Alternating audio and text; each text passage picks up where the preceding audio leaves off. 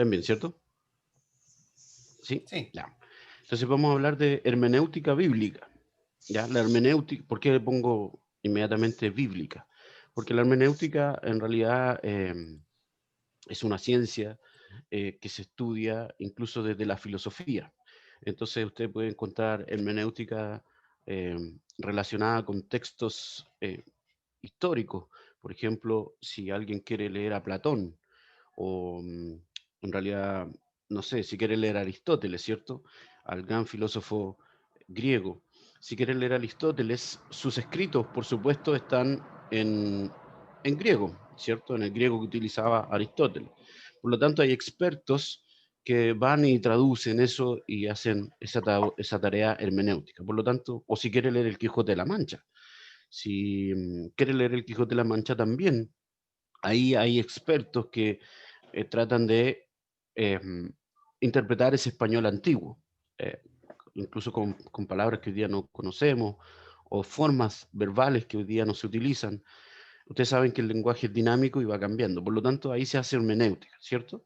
Entonces es necesario mencionar inmediatamente que lo que vamos a hablar es básicamente hermenéutica bíblica, o sea, esta idea, esta misma ciencia, pero aplicada al contexto de la Biblia, ya que tiene otras características, por supuesto, porque la naturaleza del libro también es distinta, ¿ya? Entonces, lo primero que les voy a hacer como pregunta es, ¿qué es la hermenéutica? ¿Qué entienden ustedes por hermenéutica? ¿Quién ha escuchado esa palabra o si a lo mejor no la han escuchado, pero si hay alguien que la haya escuchado, ¿qué entiende por hermenéutica?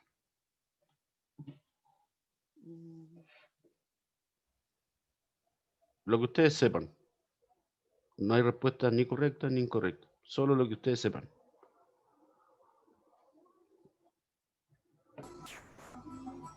¿Alguien que quiera decirnos algo? Aquí me tienen que ayudar. ¿Qué es hermenéutica? ¿Alguien tiene una noción de lo que podría ser hermenéutica? Es la ¿Al- ciencia del arte de la interpretación bíblica. Ya, arte y ciencia de la interpretación bíblica. Ya, ahí tenemos una definición. ¿Alguien más ha escuchado algo de hermenéutica? Es como cuando nos citan en el contexto de la forma literaria que se utilizó para explicar o expresar alguna idea. Por ejemplo, Ya, si nosotros pasaran muchos años, muchos siglos, y nosotros utilizamos la palabra cacháis. ¿Cachai? Puedo decir, te das cuenta o estás atento, no sé, entonces habría que dejar como la definición de qué significa el modismo, ¿cachai? Para que las futuras generaciones entendieran a qué nos referíamos hoy. Algo ya, así. bien. Sí, buena aplicación. ¿Alguien más quiere decirnos qué entiende por hermenéutica? ¿O hay alguien que de plano no le suena esa palabra?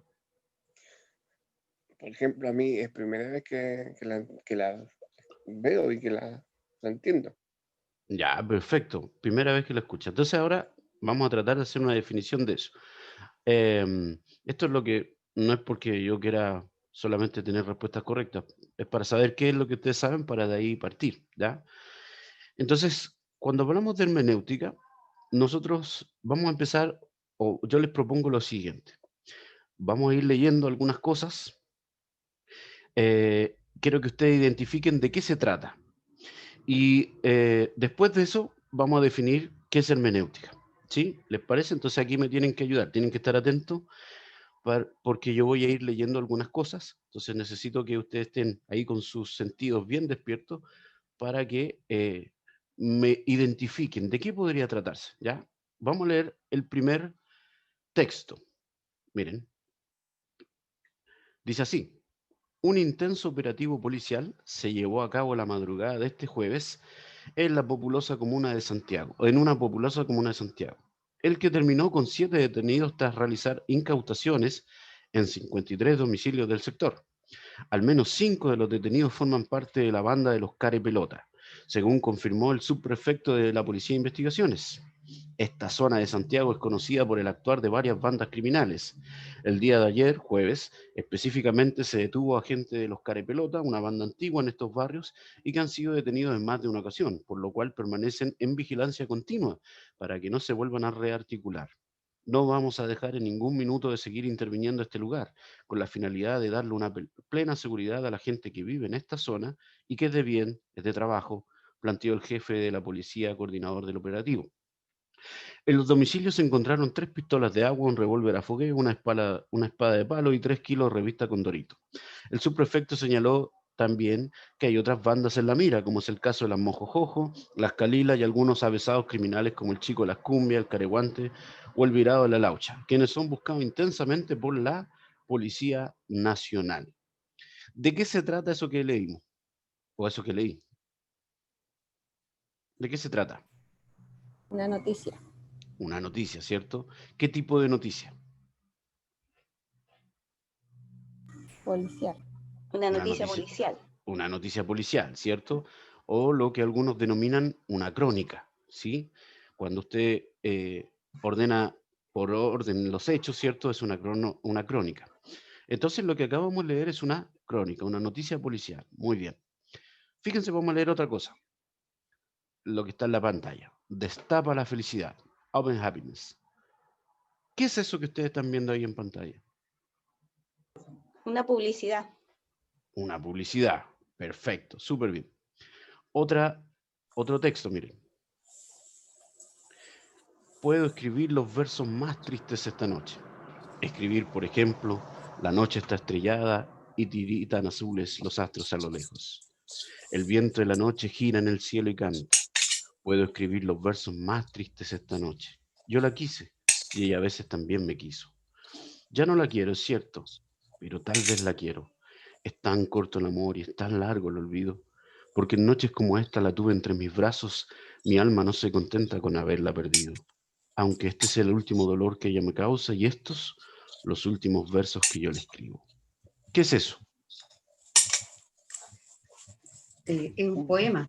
Un Un poema, poema de Pablo ¿cierto? Neruda. Exactamente, de Ricardo Neftalí Reyes Basualto, ¿cierto? Pablo Neruda, el poema 20 de Neruda, ¿cierto? Algunos fragmentos del poema. Muy bien. Vamos a leer otro y a ver si lo identifican. Con el paso del año te volverás casero. Tu hogar será el refugio de amenazas exteriores. Tendrás que buscar nuevos amigos y posiblemente nueva familia después de esta cuarentena.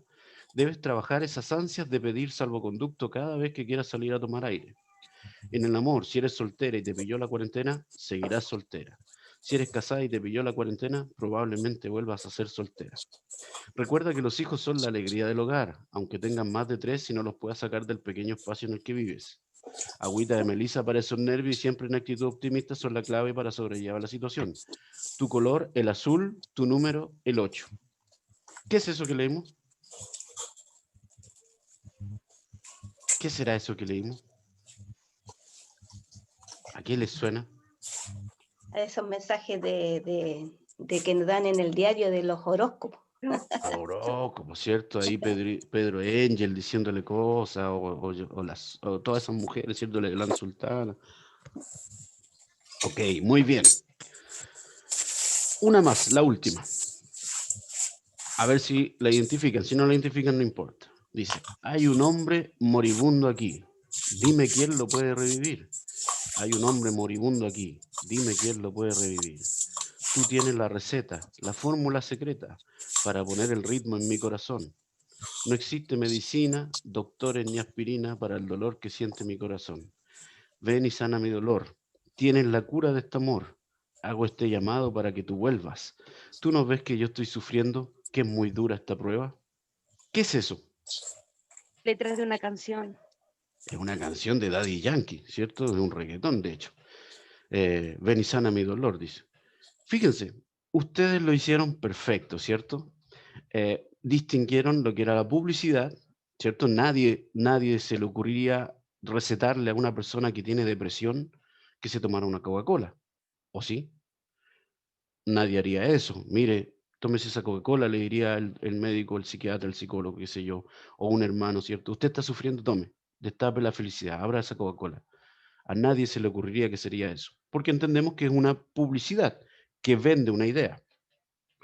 Cuando leemos la poesía, nadie podría decir que literalmente puede escribir los versos más tristes, porque la tristeza podría ser de acuerdo a cada persona, ¿cierto? Eh, es una metáfora. O bien, nadie se le ocurriría, ¿cierto?, confundir esta crónica policial con esta canción de que realmente hay una persona que tiene la receta y el dolor del corazón y no hay aspirina, etcétera, etcétera, ¿cierto? Porque distinguimos las distintas formas de hacerlo. La pregunta es que eso no lo identificamos necesariamente en la Biblia. La Biblia también tiene eso. Tiene poesía, como los Salmos, por ejemplo, que tiene una forma poética, que tiene una forma de escribirse la poesía, solo que es distinta a la que nosotros conocemos, porque obviamente está en un contexto distinto en el hebreo, etcétera, porque tiene una función distinta en muchos casos. Tenemos también, por ejemplo, textos históricos, los textos evangélicos, el Apocalipsis, tenemos muchas cosas. Tenemos entonces distintos géneros dentro de la Biblia. Y a veces las personas leen el Génesis tal cual como leen el Apocalipsis, o leen los Evangelios tal cual como leen los Salmos, o sea, sin ninguna diferenciación de género, de estilo, de formas, de reglas. ¿Se entiende, cierto?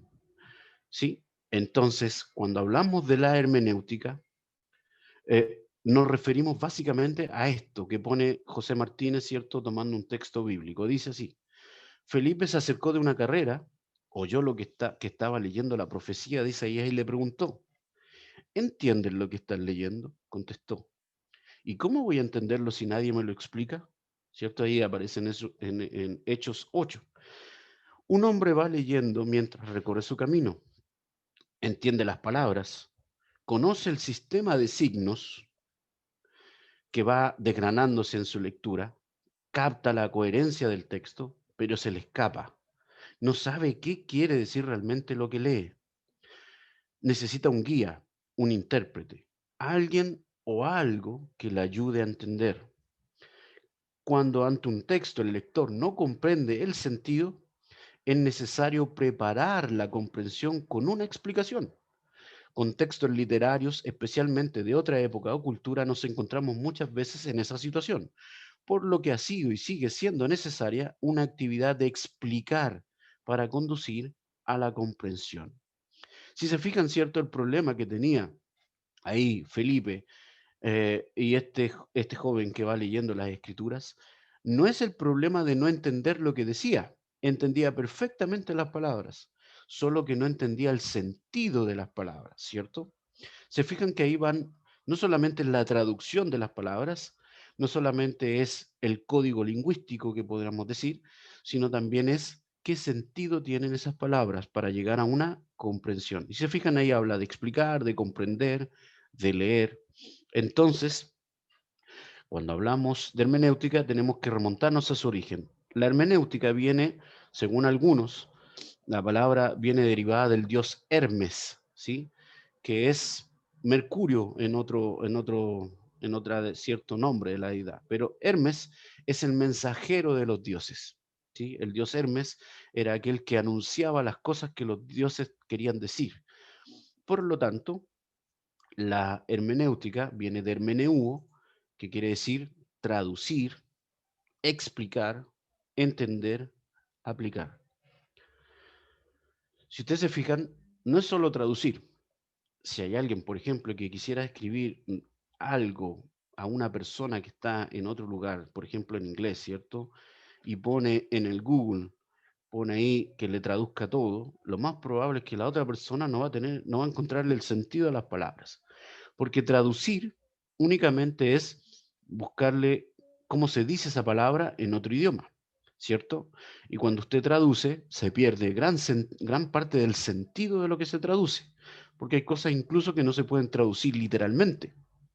Por lo tanto, no basta solo con traducir, eso es una parte. También hay que explicar, también es que permite entender y permite aplicarlo, o sea, ponerlo en un contexto distinto y encontrarle sentido igual. ¿Sí? Eso es la hermenéutica. Por lo tanto, podríamos definirla como una ciencia y arte de la interpretación bíblica. Hasta ahí estamos claros, ¿cierto? Si hay alguien que tiene alguna pregunta, hágala nomás. ¿Sí? ¿Estamos claros hasta ahí? Entonces, hermenéutica tiene que ver con interpretar la Biblia, ¿cierto? Y hablamos de ciencia porque sigue un método, sigue reglas, sigue ciertas disciplinas, ¿cierto? Esa es la ciencia. Y hablamos de arte porque se va a perfeccionar, mientras más lo haga, más lo perfecciona. Ustedes saben que el arte, como dicen por ahí, la práctica hace el maestro, ¿cierto? El arte se va, el tipo que hace cerámica, por ejemplo, o hace jarros, o trabaja, el alfarero, mientras más trabaja con la greda, mientras más trabaja con sus elementos, más va desarrollando su arte, ¿cierto? Y lo va mejorando. Entonces, en la práctica es que se va mejorando la interpretación bíblica. Ahora, la pregunta es, ¿por qué necesitamos la hermenéutica? ¿Por qué creen ustedes que necesitamos la hermenéutica? Esta ciencia de interpretar la Biblia. ¿Por qué la necesitamos? ¿Qué creen ustedes? ¿Hay alguien que se le ocurre alguna respuesta a esto?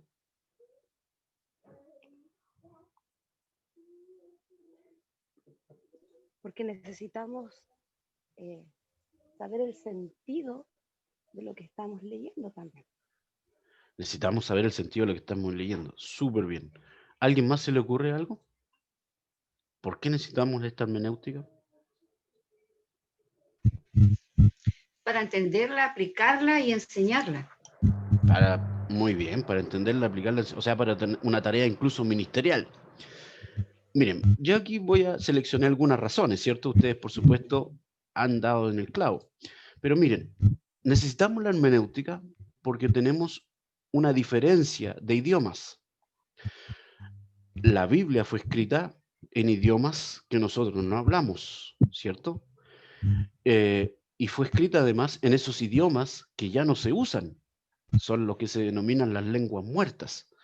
O sea, ya no está en la práctica el griego que, por ejemplo, hablan hoy día en Grecia, si bien tiene cierta herencia del antiguo griego, no es igual. O el arameo, ¿cierto? El hebreo que se habla, de hecho el hebreo ya no se habla, ¿cierto? No es igual al que se hablaba en esa época en que se escribe. Por lo tanto, tenemos una diferencia en el idioma. Fíjense que eso es muy importante, porque incluso dentro de un contexto más cercano, por ejemplo, si ustedes hoy día hablan, ¿cierto? Español, todos hablamos español, ¿cierto? Castellano, porque son los que llegaron acá, ¿cierto? A América Latina. En América Latina se habla castellano, ¿cierto? Salvo Brasil, que habla portugués, por razones históricas.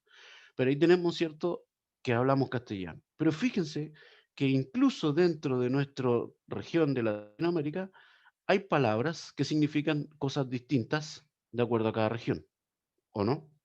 Si usted, por ejemplo, va y le dice en Chile a una persona, por favor, míreme la guagua, usted sabe perfectamente que se entiende con guagua, pero un colombiano va a salir a mirar la micro, ¿cierto? Porque la guagua para los colombianos es lo que nosotros llamamos la micro. La guagua para nosotros es un bebé. Si usted dice, hermano, páseme la garrafa, usted va a decir, chuta, el hermano le está cayéndose al trago.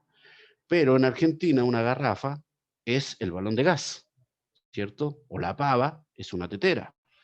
Entonces las palabras cambian su significado, incluso el mismo castellano que nosotros utilizamos en distintas regiones de América Latina tiene distintos significados. Imagínense en esa época, ¿sí? Incluso más atrás todavía. Además nos separa una distancia de tiempo considerable, ¿cierto? Entonces el idioma es importante. Y no solo eso, si ahora nos limitamos solo a Chile, en Chile también hay palabras que significan una cosa en una parte y significan otra cosa en otra parte. En Santiago nosotros hablamos de las marraquetas, en Valparaíso hablan del pan batido, ¿se entiende, cierto?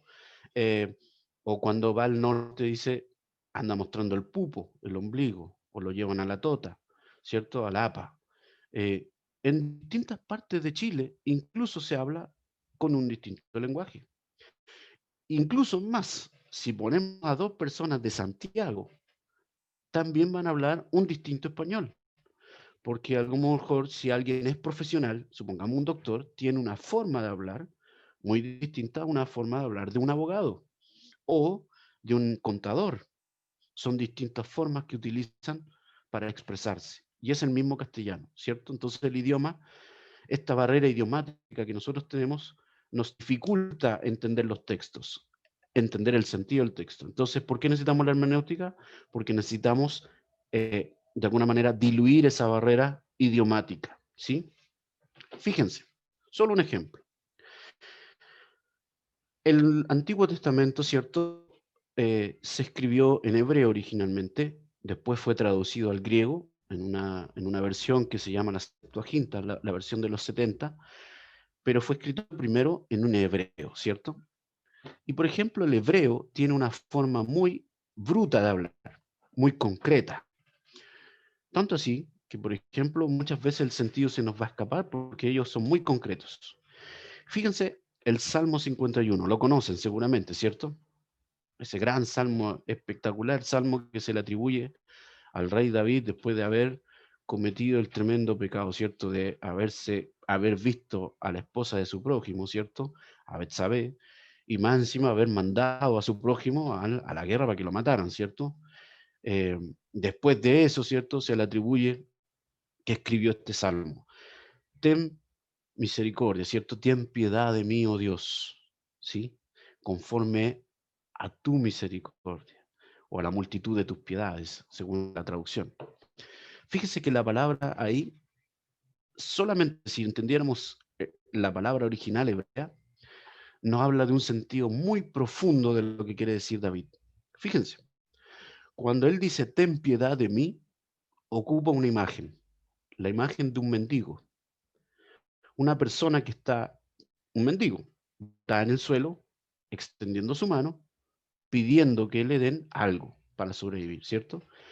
Ahí ocupa la palabra ten piedad. Eso es lo que quiere aludir. Como diciendo, yo estoy aquí como si fuera un mendigo, tirando mi mano para que tú me des algo para sobrevivir. Pero fíjense que después ocupa la palabra conforme a tu misericordia. Fíjense, ocupa la palabra piedad y misericordia. Esa palabra misericordia está derivada de la palabra entraña. O sea, le está diciendo, yo soy un mendigo que te extiende la mano, que no merece nada, que estoy marginado, que estoy excluido, y extiendo la mano para que me des algo para sobrevivir, pero tú dámelo conforme a tus entrañas, desde acá adentro. Incluso hay algunos traductores que hablan de desde el útero. Fíjense, le está diciendo desde aquí, desde tu útero, dame la misericordia. Y si ustedes ocupan la palabra útero, inmediatamente usted piensa en una mujer, ¿cierto? En una madre, no en un padre. Lo que nos muestra entonces el rey David, que se le atribuye cierto de Salmo, es, yo soy un mendigo, pero tú me tienes misericordia como si me hubieras parido, como una madre le tiene misericordia a un hijo, ¿sí? Yo siempre me he sorprendido de las mamás que dicen, pero si mi hijo es tan bueno, o mi hijo es bueno, no le hagan daño, aunque usted sabe que es un desgraciado, usted sabe que se merece la cárcel, pero la mamá ahí está, ¿cierto? ¿Se entiende, no? Fíjense cómo nos abre la mente el saber estos idiomas. ¿Por qué? Porque finalmente nos muestra que Dios no solamente es esa imagen paterna que nosotros conocemos, sino también es la imagen maternal que nosotros conocemos. Y eso tiene mucho sentido para nosotros los latinoamericanos, donde en Latinoamérica históricamente los padres siempre a veces estaban, a veces no. Pero la mamá era la que se levantaba a poner los pañitos fríos cuando alguien tenía fiebre, la que se quedaba la noche en vela ¿cierto? La que quedaba esperando cuando alguien no estaba, la que servía la comida, o la que cuidaba, la que protegía. Fíjense, a veces nos cuesta ver en Dios, porque claro, estamos condicionados, ¿cierto? Solamente como hombre, pero nos cuesta ver en Dios las cualidades de una madre. Y fíjense como Jesús dice, Jerusalén, Jerusalén, ¿cuántas veces quise juntarte como la gallina junta sus pollitos? ¿Sí? ¿Se dan cuenta cómo Dios nos quiere con un amor maternal también? Qué hermoso eso, ¿cierto? ¿Y eso cómo lo sabemos? Por medio de el idioma, ¿sí? Otro ejemplo para que sea más claro todavía. En el Nuevo Testamento se utiliza el griego, ¿cierto? Ustedes saben que se utiliza el griego koiné. Griego koiné no es una forma realmente, sino el koiné significa común. Y quiere decir el común a una región en particular. El español o el castellano que hablamos en Chile, el común en Chile, ¿cierto? El común de Santiago, qué sé yo. Bueno, ahí habían distintas regiones donde se hablaba el griego. Hay un griego que ocupaban los pescadores, que por ejemplo utiliza Marco, ¿cierto? Que utilizaban los pescadores, que utilizaban la gente de más bajos recursos, más de pueblo, ¿cierto? Y este griego, por ejemplo, hay una palabra que es la palabra doulos, o doulos, si usted quiere llamarlo, que significa siervo, esclavo, ¿sí? Y esa misma palabra, doulos, se utiliza en Romanos cuando Pablo dice, Pablo, siervo de Jesucristo, llamado a ser apóstol, ¿sí? Es la misma palabra, siervo, doulos. Exactamente igual, pero no significan lo mismo. Y vamos a explicar por qué. Yo les dije, ¿cierto?, que doulos, en la forma en que está escrita en Marcos, es un griego normal. Vamos a ponerlo más vulgar, ¿cierto? Más común. El griego que se utiliza en Romanos es un griego jurídico, ¿sí? Es el griego ptolomaico. Utiliza muchos términos jurídicos. Ustedes, si leen Romanos, se van a dar cuenta por qué. Cuando habla de la justificación, cuando habla de la gracia, ¿cierto?, de la ley. Entonces el griego es un griego jurídico. Y usted sabe que a los abogados les gusta enredar las cosas, ¿cierto? Y si usted le dice, por ejemplo, a un abogado, sabe que me acaban de robar, pero le robaron, le hurtaron, le saquearon. ¿Se entiende, no? 3 palabras para decir lo mismo. No sé, yo tenía algo aquí, pero fue con violencia, no fue con violencia. ¿Por qué? Porque la terminología de abogados es distinta. Y entonces en el griego de Pablo, en Romanos, ahí está escrito en un romano jurídico, o sea, en un griego jurídico. Por lo tanto, la palabra griega doulos no significa lo mismo que en la otra palabra griega doulos. Para ser más claro todavía. En el idioma de Marcos, doulos significa esclavo, ¿sí? Siervo. En el idioma jurídico de Romanos, significa casado con, comprometido. Entonces, en otras palabras, sería Pablo comprometido y casado con Jesucristo, llamado a ser apóstol. ¿Se dan cuenta que es distinto? ¿Y por qué ocupa esa palabra comprometido o casado? Porque en el doulos jurídico significa no solo esclavo, significa aquel que sabe lo que quiere su Señor y lo hace. Y eso implica una relación más íntima. Siempre pongo este ejemplo que me parece fantástico. Mi suegro se sienta a la mesa siempre, comemos a veces cuando estamos juntos, ¿cierto? El domingo generalmente antes de la pandemia, ¿cierto? Todos juntos comiendo el domingo. Mi suegro sentaba, todos conversando. Nadie se daba cuenta de nada. De repente mi suegra miraba a mi suegro, se paraba y le traía la sal y se la dejaba ahí. Gracias, mijito, y le echaba la sal. Nunca nadie escuchó que mi suegra le pidiera la sal a nadie. Él nunca expresó que quería la sal. Pero mi suegra lo conoce tan bien que sabe que quería la sal. Y él nunca dijo nada. ¿Por qué se conocen también? Porque tienen una relación íntima. Por eso la expresión cuando ocupa ahí en Romanos es casado, en una intimidad con Cristo. Y en ese sentido es lo que dice Jesús, ya no los voy a llamar siervos, porque el siervo no sabe lo que hace su Señor. Los voy a llamar amigos. ¿Se dan cuenta? La misma palabra, pero que tiene distinto sentido, de acuerdo al contexto. ¿Por qué necesitamos la hermenéutica? Por la época. Fue escrito hace más de 2000 años, incluso más lejano, ¿cierto? Incluso algunos textos vienen del siglo X antes de Cristo. O sea, tenemos una diferencia de tiempo abismal. Y ustedes saben que las cosas van cambiando con la época, ¿o no? Hay palabras que van cambiando con la época, hay cosas que van cambiando con las épocas, hay entendimiento del mundo que va cambiando con la época. Por ejemplo, nosotros sabemos en esta época, ¿cierto? A partir de las observaciones de Galileo, de Copérnico y otros más después, ¿cierto? De que no es que el Sol gira alrededor de la Tierra, sino todo lo contrario. La Tierra gira alrededor del Sol, ¿cierto? Pero en la época en que se escribe el Antiguo Testamento eso no se sabía, por ejemplo. O otra cosa relacionada con la época. Si usted, por ejemplo, la época y la geografía. Si usted sale, por ejemplo, la parábola del sembrador es un buen ejemplo. Si usted dice, el sembrador salió a sembrar y tiró la semilla, usted dice, pero ¿cómo? Así no se hace. Usted tiene que hacer, arar la tierra, poner la semilla, plantarla. Nadie sale hoy día a tirar la semilla por ahí, por cualquier parte, ¿cierto?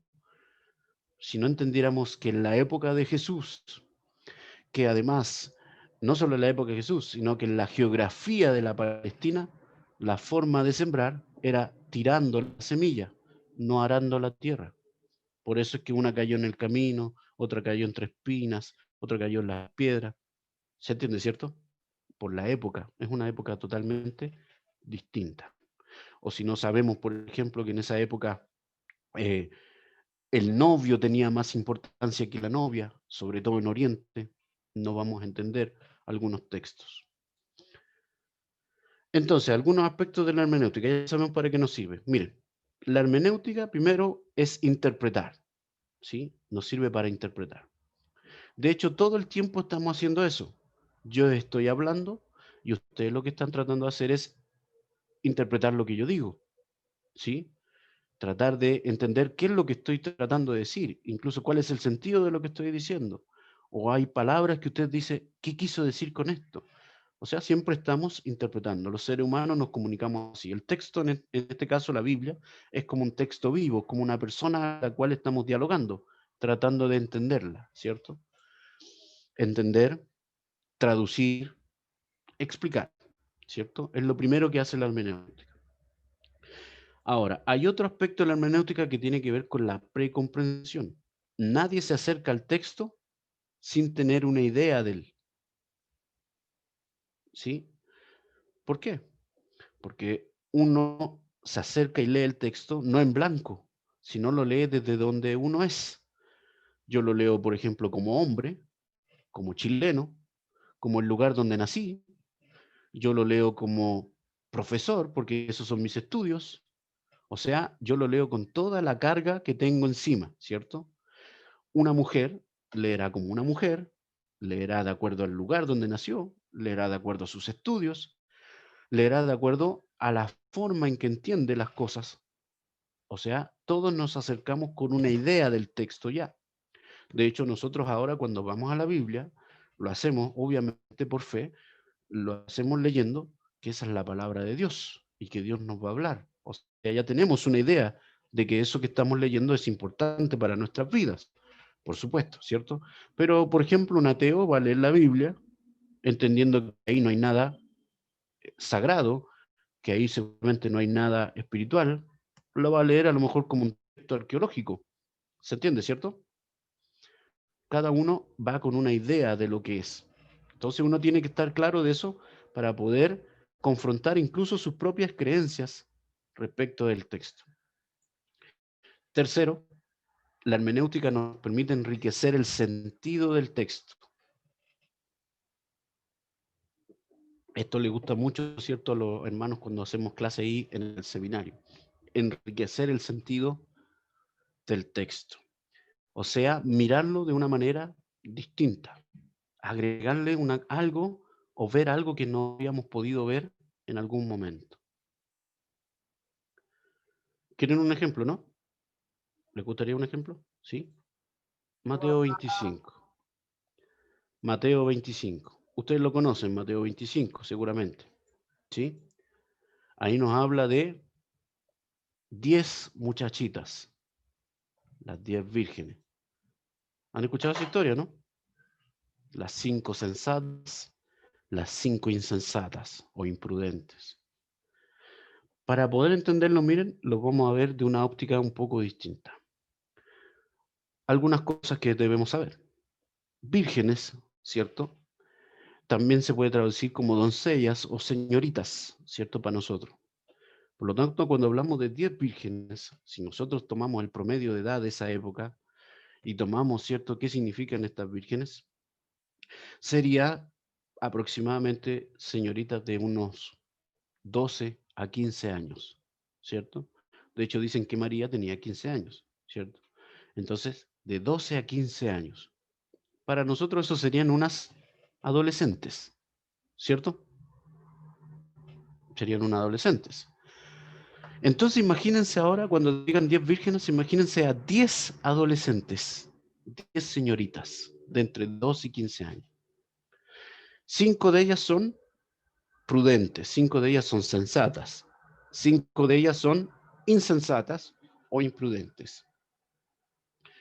Y entonces tenemos que saber otra cosa. Estamos en Oriente. En Oriente, yo les decía que el novio era el importante, el hombre, ¿cierto? En una sinagoga podían haber 10 mujeres, por ejemplo, pero si no había ningún hombre no empezaba nada hasta que llegara un hombre, ¿sí? De hecho, hay mucho machismo en esas actitudes, pero por ejemplo, si un rabino o una persona, un judío, oraba, esto está documentado, oraba a un rabino diciendo, gracias a Dios porque no soy mujer, por ejemplo. Entonces, ahí el importante es el hombre. Y fíjense que el novio se hace esperar. Otra cosa que debemos saber. El novio lo que hacía era ir a buscar a la novia a la casa de sus papás y la llevaba en una procesión, ¿cierto? Donde iba la gente atrás, ¿cierto? Iban los testigos, iban las vírgenes. Y entonces la llevaba a la casa que iban a vivir juntos, ¿sí? Porque dejará el hombre a su padre y su madre, ¿cierto? O sea, iban a vivir juntos. Eso es lo que hacían, simbólicamente. Entonces, pongámonos en ese contexto. Tenemos a 10 señoritas, 5 sensatas, 5 insensatas. Hasta ahí estamos claros, ¿cierto? No he dicho nada que no esté en el texto. ¿Sí? Vamos a agregarle algo que podremos inferir del texto, aunque no está explícitamente. 5 de ellas en la mañana viene el matrimonio, seguramente es el primer matrimonio al que asisten. Es un pueblito, ustedes saben que en los pueblitos pequeñas cosas son grandes acontecimientos, ¿cierto? Entonces están estas 10 señoritas y vamos a imaginarlas, ¿cierto? Ir a comprar aceite, porque las 10 llevaban aceite. Dicen que llevaban lámparas con aceite. Tienen que ir a comprar aceite. Se van en la mañana, ¿cierto?, a comprar el aceite y llegan al negocio ahí a comprar el aceite. ¿Sí? ¿Cómo se imaginan ustedes el negocio? ¿Cómo se imaginarán el negocio de ahí de aceite? Donde llegan estas 10 señoritas. ¿Cómo se lo imaginan? Quiero que se vayan imaginando, por favor. ¿Cómo se imaginan este negocio? Me imagino una casa nomás. Una casa nomás, ¿cierto? Claro, una casa que había vendía aceite. Ya una casa que tenía a lo mejor un toldo donde venía aceite. Ya, bien. ¿Cómo se imaginan entonces al vendedor de aceite? Porque tiene que haber un vendedor. ¿Cómo se lo imaginan? Pongámosle forma. Con un buen delantal para no Ya, mancharse con el aceite. pero seguramente el delantal ya está manchado de aceite, ¿cierto? Bueno, Ya, claro. me parece. Para protegerse un poco más la... Y Yo soy del tiempo en que el aceite se compraba, venía en tarro y había una Un- palangana que de ese tiempo soy, así que me lo imagino así. Así, ¿cierto? Cuando uno iba y compraba el aceite de cuarto y le echaban el aceite, sí, yo también me acuerdo de eso. Imagínense entonces este vendedor de aceite, le vamos a poner Don Juan, ¿cierto? Un viejito, vamos a decir que es un viejito, ¿cierto? Seguramente, experimentado, y ahí está el viejito vendiendo el aceite, ¿cierto? Dijimos que es un pueblo chico, de repente llega el negocio y se le llena, porque es una casita chica, entonces se le llena el negocio con 10 señoritas. ¿Se imaginan, cierto? 10 señoritas revoloteando por ahí, porque hoy día es un día importante, porque están invitadas a un matrimonio. ¿Sí? Están invitadas al matrimonio, entonces están alborotadas. Primera vez que van a ir y llegan a comprar aceite. Y entonces le van a comprar. ¿Me iba a decir algo? Sí, 5 nomás compraron aceite, porque 5 tenían aceite y la otra En no realidad, tenían aceite. si leemos bien el texto, las 10 tienen aceite. Ya, Las ok. 10 tenían lámparas con aceite. ¿Sí? Mire, después lea bien el texto y dice que las 10 iban con lámparas de aceite. El problema es otro, mire. Llegan estas 10, compran el aceite y don Juan, que es más experimentado en la vida, que ya ha conocido otros matrimonios, dice, les va a faltar aceite, porque el novio se demora en llegar, ¿cierto? En nuestro sistema aquí sería, hoy si la novia llega retarde. Bueno, en ese tiempo sería, el novio se demora. No, el novio se va a demorar, así que les va a faltar aceite. Y acuérdense que son 5 prudentes o sensatas y 5 insensatas. Entonces seguramente las sensatas dijeron, tiene razón don Juan, ya, véndanos más aceite. Las 5 insensatas seguramente dijeron, no, ¿qué nos va a faltar, don Juan, si estamos bien con esto? Porque son insensatas, ¿cierto? Seguramente don Juan les dijo, háganme caso, yo tengo más experiencia en la vida, yo voy de vuelta, así que háganme caso y lleven más aceite.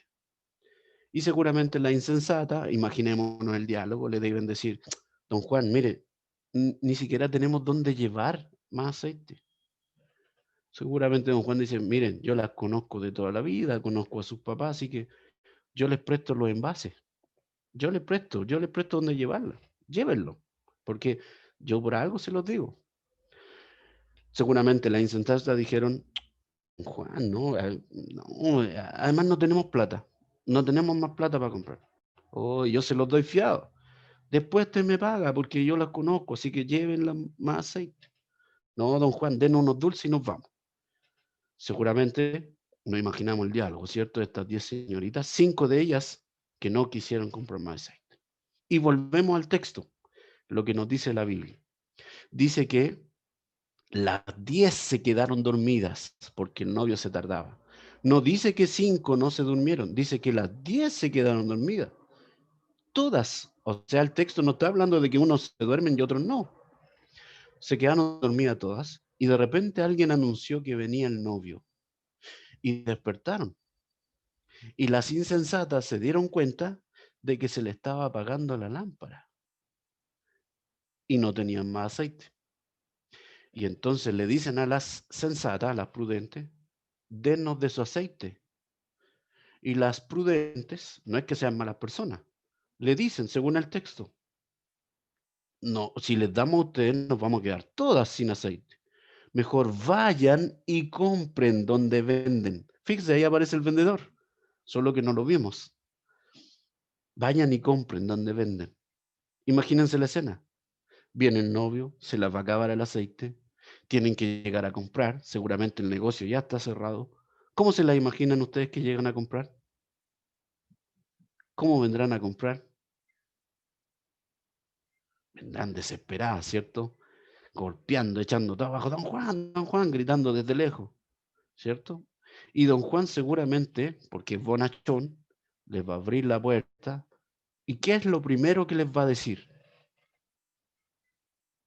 Yo se los dije.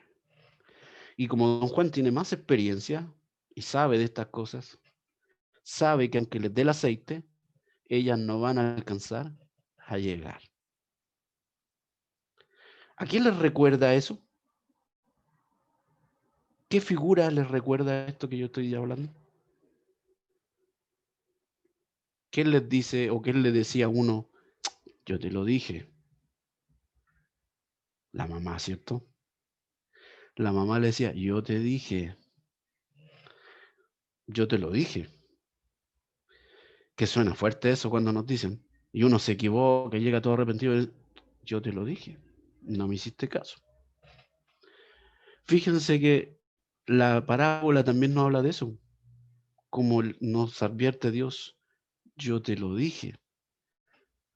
Porque aunque la mamá le diga al hijo, yo te dije que si te se juntaba y con eso iba a ir por mal camino. Yo te dije que no hiciera eso. Y ahí la mamá sabe que aunque ella le diga 1000 veces, y que aunque ella fuera donde el juez a pedirle por favor que la encerraran a ella en vez de a su hijo, eso no va a pasar. Porque hay cosas que no van a cambiar. No puede. Porque las consecuencias de algo son esas. Yo te lo dije. Pensemos en el Espíritu Santo cuando a veces nos dice eso. Yo te dije. Por ahí no. Ese no es el camino. No se endeude. No, no te conviene eso. Esa amistad no te conviene. Esa forma de ser no te conviene. Pero y cuando nosotros sufrimos las consecuencias, ya es demasiado tarde. Yo te lo dije. Les cambia un poco el sentido, ¿no? Les cambia la forma de leerlo. ¿O no? Nosotros estamos acostumbrados a escuchar esta parábola desde otra perspectiva, ¿cierto? De los últimos tiempos, que no vamos a alcanzar a llegar, que hay que estar preparados. Pero fíjense que a lo mejor en la cotidianidad nos permite ver cuando Dios nos da consejos y nosotros no hacemos caso. Y después llegamos llorando donde Dios. Pero Dios nos dice, yo te lo dije. Sigamos. ¿Se dan cuenta cómo se enriquece el texto, cierto? ¿A usted le parece que se empobrece el texto? Se enriquece, ¿cierto? Con la hermenéutica. ¿Por qué es necesaria, cierto, la hermenéutica? Miren, para el desarrollo del ministerio. Si usted tiene un ministerio, tiene un liderazgo, si usted quiere servir a otros y quiere llevar la palabra, necesita la hermenéutica. Necesita entender los textos, necesita aplicar ciertas reglas para poder desarrollarse bien. Si quiere dar un sermón, necesita la hermenéutica. Qué distinto es cuando alguien da un sermón preparado, ¿cierto? Entendido, a alguien que olfatea nomás la Biblia, ¿cierto? Y dice, yo creo que esto es, ¿sí? Yo sé que Dios es bueno y que Dios nos habla igual, pero es distinto. Fíjense cuando usted prepara, como les decía, el sermón, o cuando usted quiere defender las Escrituras. Hay gente que dice cosas sin saberlas, o hay gente que hoy día, sobre todo, son cuestionadas nuestras creencias, nuestra Biblia, ¿cierto? Bueno, para defenderla, para defender la fe, necesitamos la hermenéutica, una buena comprensión del texto, ¿sí?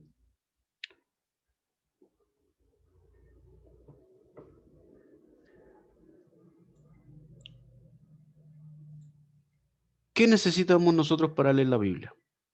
Vamos a poner la Biblia, ¿cierto? Primero, algunos requisitos generales. Objetividad. Lo que la Biblia dice y no lo que yo quiero que diga la Biblia. En otras palabras, ¿cierto?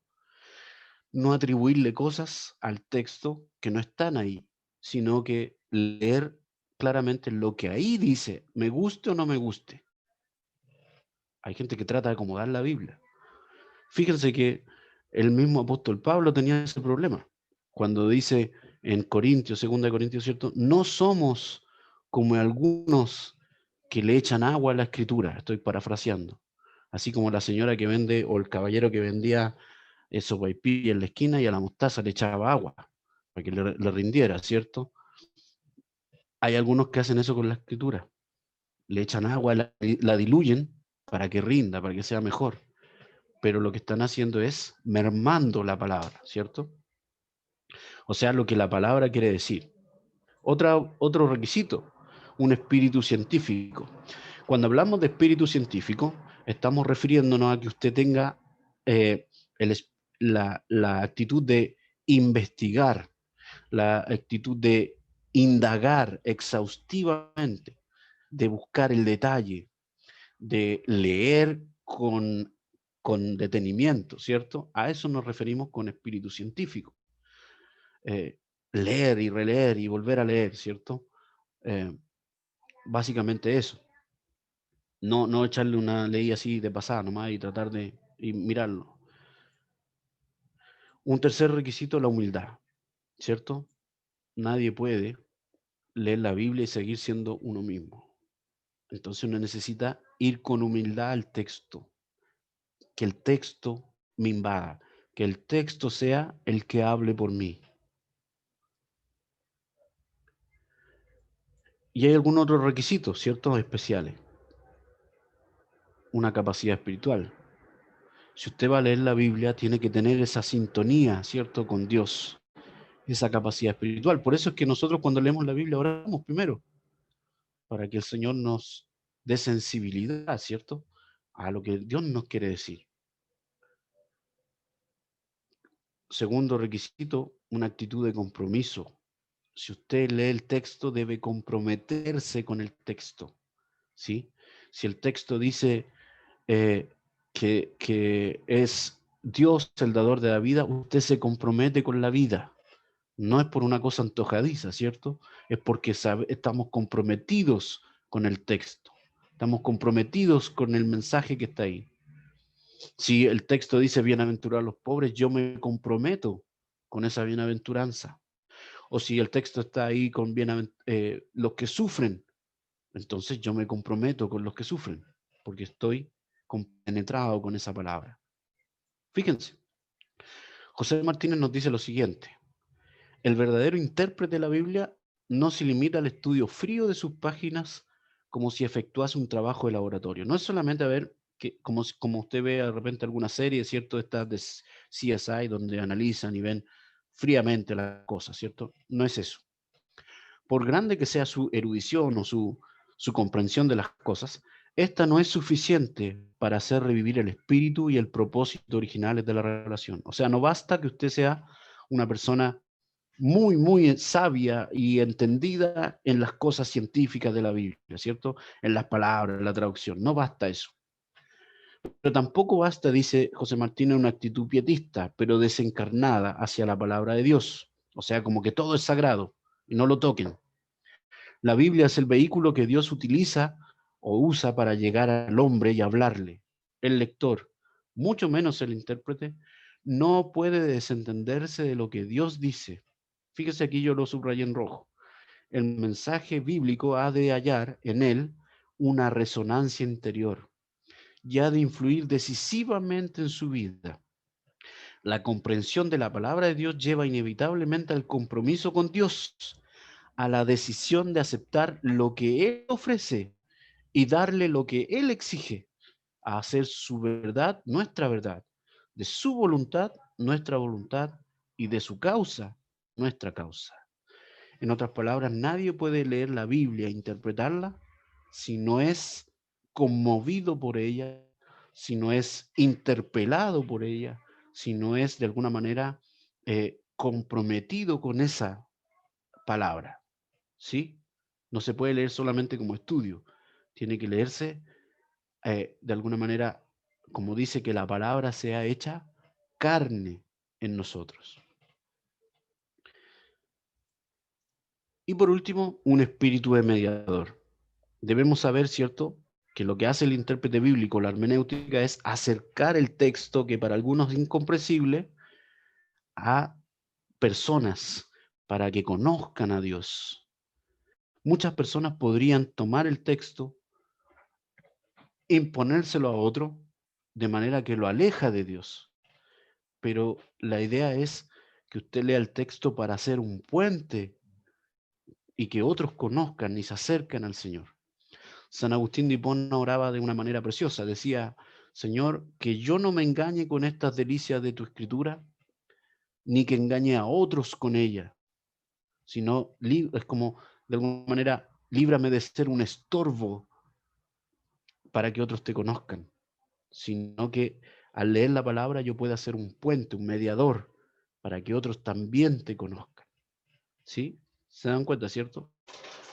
Por eso, por ejemplo, la hermenéutica, hay personas que en otro tiempo, ¿cierto? Cuando hacían una predicación y mencionaban que el griego, y que hacían una explicación muy científica, muy extraordinaria de las cosas, pero no decían nada, no alejaban del texto.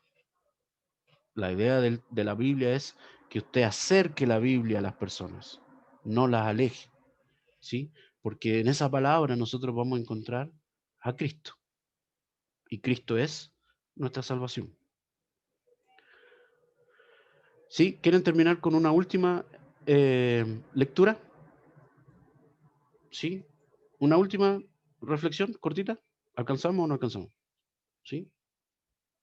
¿Sí? Sí, Ok. hermano Roberto.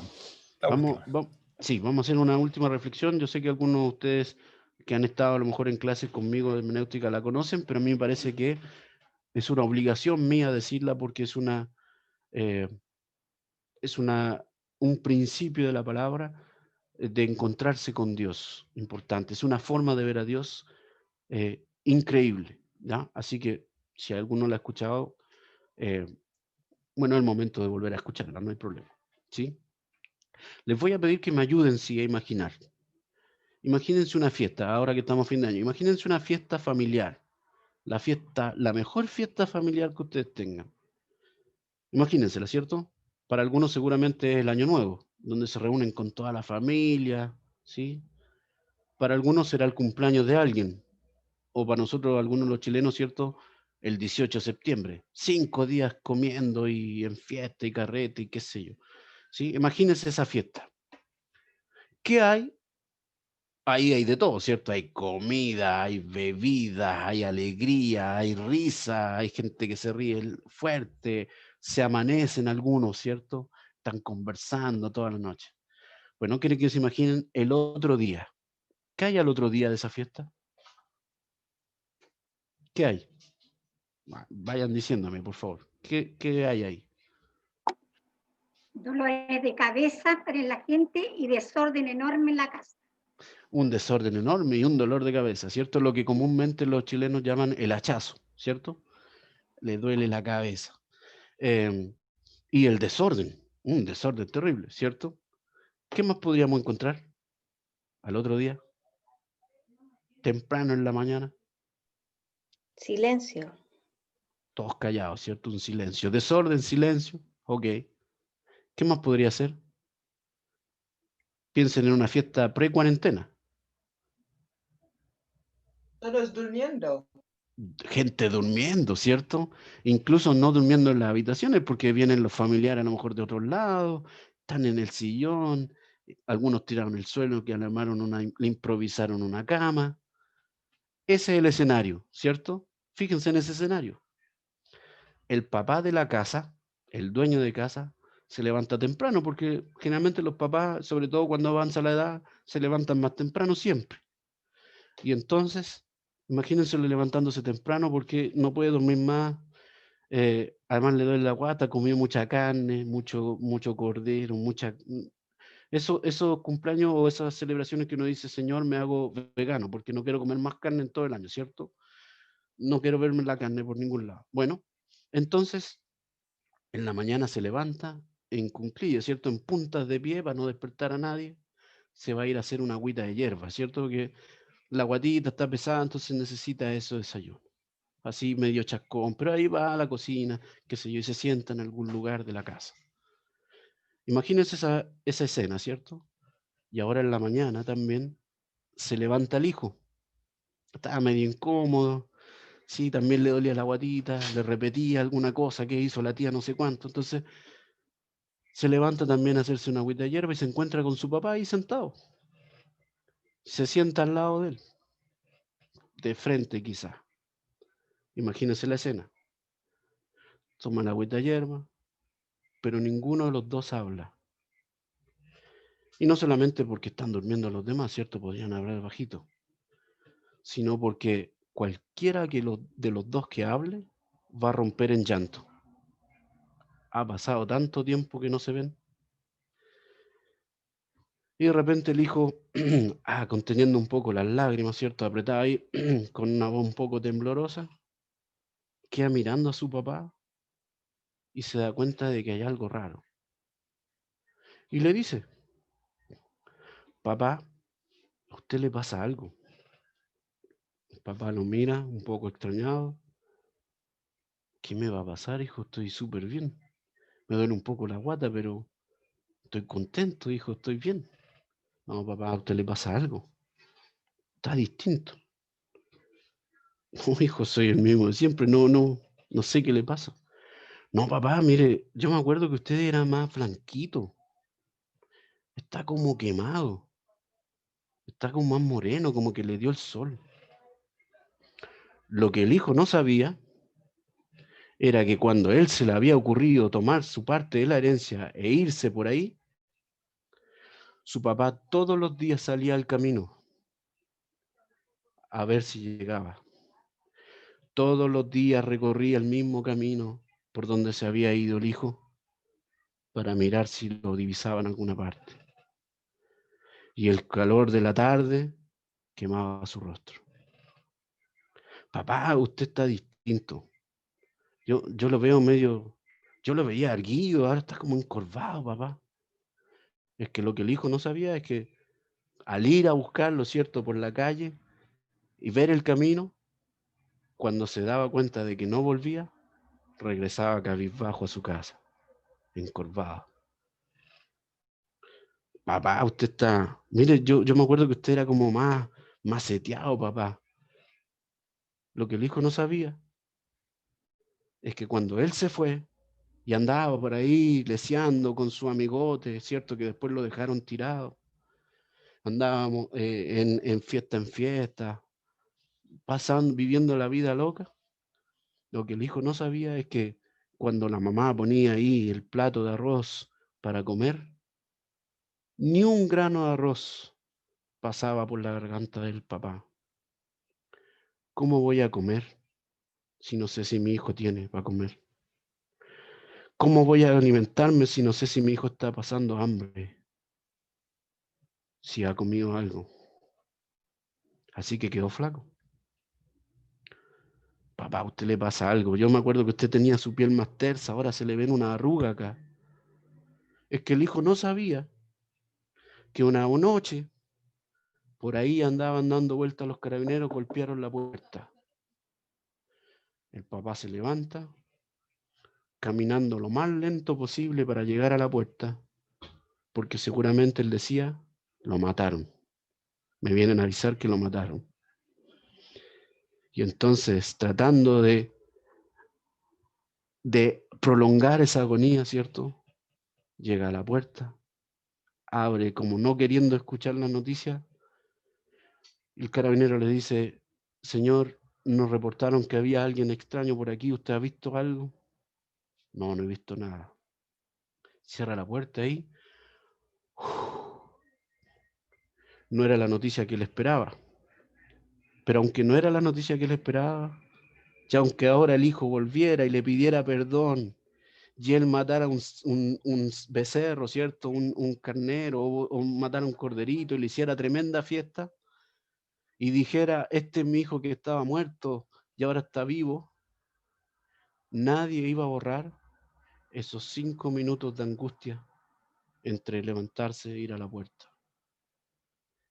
Y aunque el hijo le pidiera perdón 1000 veces, 1500 veces, 100.000 veces, o 70 veces 7, como ustedes quieren, y aunque el papá lo perdonara todas esas veces, el precio del perdón no lo pagó el que pide perdón, lo paga el que perdona.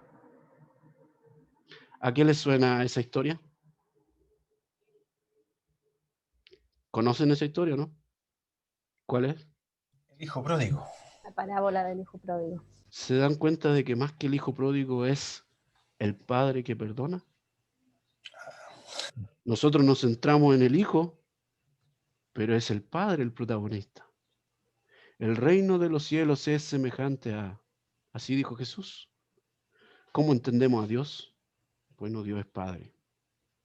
¿Cómo entendemos? Esa es la gran revelación de Jesús. Dios es Padre. Dios espera como un padre.